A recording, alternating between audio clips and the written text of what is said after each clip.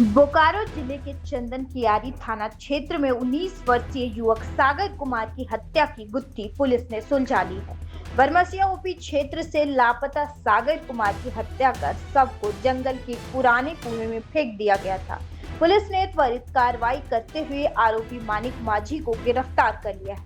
पूछताछ में आरोपी ने अपना जुर्म कबूल कर लिया, जिसके बाद उसकी निशानदेही पर पुलिस ने शव बरामद किया है। पुलिस के अनुसार आगडी गांव के समीप सिद्धाटाट जंगल स्थित एक पुराने कुएं से सागर कुमार का शव बरामद किया गया। शव को कब्जे में लेकर पोस्टमार्टम के लिए भेज दिया गया है।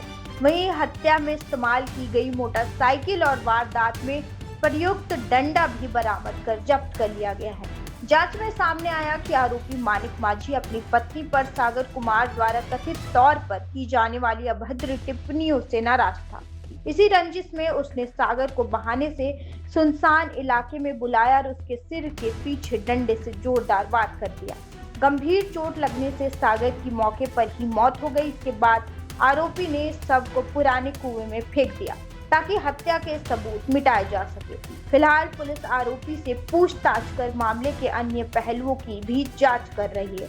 पूरे मामले की जानकारी चास के एसएसपी वेदांत शंकर ने प्रेस वार्ता में दी है।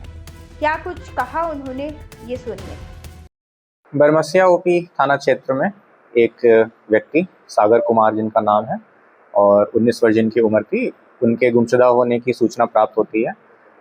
इस संबंध में 18 तारीख को एफआईआर रजिस्टर करके अग्रिम कार्रवाई की जाती है। जो गुमशुदा व्यक्ति हैं उनको खोजने का प्रयास किया जाता है। इसी क्रम में ये पता चलता है कि उनको अंतिम बार एक व्यक्ति, संदिग्ध व्यक्ति जिनका नाम मानिक माझी है, उम्र करीब 50 वर्ष और वावनडी थाना चंदन कियारी के रहने वाले हैं, उनके साथ ही अंतिम बार देखा गया था। इस बाबत थाना प्रभारी द्वारा अपनी टीम के साथ छापामारी की जाती है।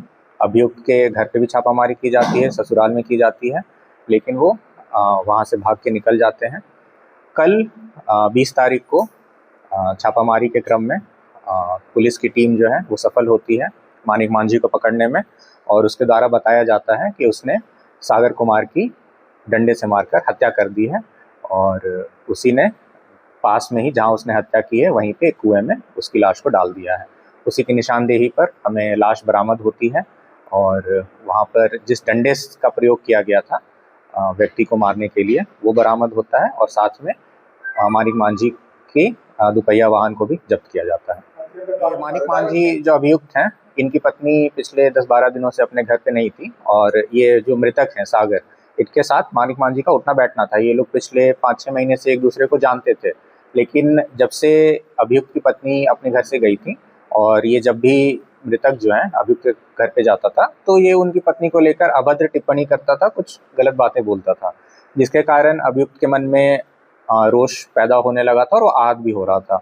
इसी क्रम में जिस दिन घटना कारित हुई है उस रात भी ये लोग साथ में मिले थे और इसी तरह की बातें हुई थी।